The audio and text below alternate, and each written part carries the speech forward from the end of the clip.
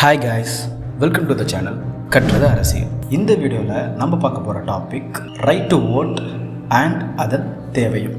First, right to vote பற்றி பார்த்துருவோம். இது ஒரு லீகல் ரைட். எந்த சட்டத்தின் கீழ் வரும் அப்படின்னா ரெப்ரசன்டேஷன் ஆஃப் பீப்புள் ஆக்ட் 1951. இது ஒரு ஃபண்டமெண்டல் ரைட்ஸ் கிடையாது. இந்தியன் கான்ஸ்டிடியூஷனில் ஆர்டிக்கல் 326 மூலயமா 18 வயசை கடந்த இந்திய குடிமகன்கள் யார் வேண்டுமானாலும் regardless of their gender vote போடலாம். அது மோஸ்ட்லி எல்லாருக்குமே தெரியும். பட் இருந்தும் இதுவரைக்கும் தமிழ்நாட்டில் 80% மேலே ஓட் பதிவு செய்யப்படவில்லை எந்த எலெக்ஷன்லேயுமே. அது ஏன் அப்படின்றத டீட்டெயிலாக பார்ப்போம்.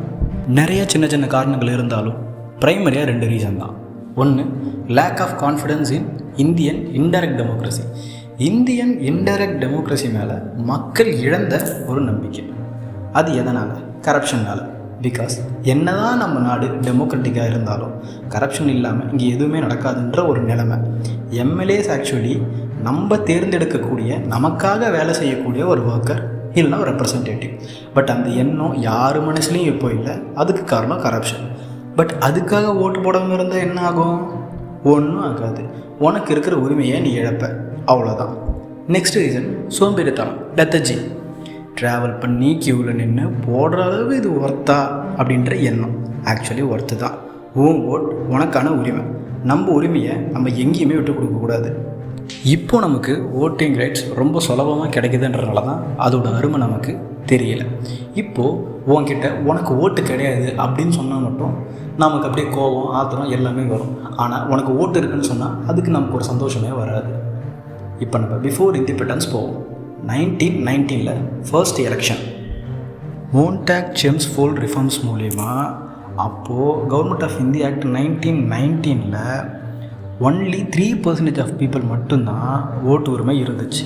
அதுக்கப்புறம் 1935 கவர்மெண்ட் ஆஃப் இந்தியா ஆக்ட் 1935 மூலயமா 10 to 13% பீப்புளுக்கு தான் ரைட்ஸ் இருந்துச்சு. ஆனால் இப்போது ரிகார்ட்லெஸ் ஆஃப் அவர் ஸ்டேட்டஸ், அப்போது ஓட்டு போகிறதுக்கே ஒரு தகுதி வேணும். இப்போது நம்ம எல்லாருக்குமே வாக்குரிமை இருக்குது.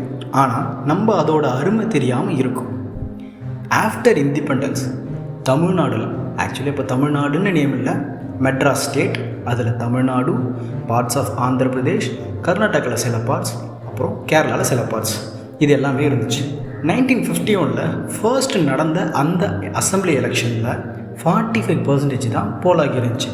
அப்போது யாருக்கும் அந்த அளவுக்கு அவேர்னஸ் இல்லை அண்ட் லிட்ரஸி ரேட்டும் கம்மி.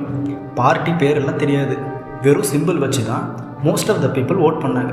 கிட்டத்தட்ட 4 months அந்த எலெக்ஷன் நடந்துச்சு. லாஸ்ட் எலெக்ஷன் மாடர்ன் ஏராவில் 2021 நடந்த எலெக்ஷனில் அப்ராக்சிமேட்டாக 76% தான் போலாகி இருந்துச்சு. சரி, அப்போ தமிழ்நாட்டில் அதிகமாக போலான பர்சன்டேஜ் எவ்வளவு? 78%. 2011 எலெக்ஷனில் இது நடந்துச்சு. பட் இப்போது 2026 நிச்சயமாக இது வரைக்கும் இருந்ததை விட அதிகமாக தான் போலாகும் அப்படின்னு எதிர்பார்க்கப்படுது. நீங்கள் பாண்டிச்சேரி, அதாவது புதுச்சேரியில் நீங்கள் பார்த்தீங்க அப்படின்னா கிட்டத்தட்ட 90% போலாகி இருந்துச்சு. தமிழ்நாட்டிலையும் அதுக்கு நிகராகவோ இல்லை அதுக்கு மேலாகவோ ஆகும்னு நான் நம்புகிறேன். நாளைக்கு ஏப்ரல் 23 காலையில் 7 மணிலேருந்து மாலை 6 மணி வரைக்கும் நம்ம வாக்களிக்கலாம். வெயிலில் போக முடியாதுன்னு நினைக்கிறவங்க கூட வெயிலுக்கு முன்னாடியோ இல்லை வெயில் தாழ்ந்தோ கொஞ்ச நேரம் க்யூவில் நின்று எல்லாரும் வாக்களிப்போம். அனைவரும் வாக்களிப்போம், ஜனநாயகத்தை வலுப்பெற செய்வோம். நன்றி.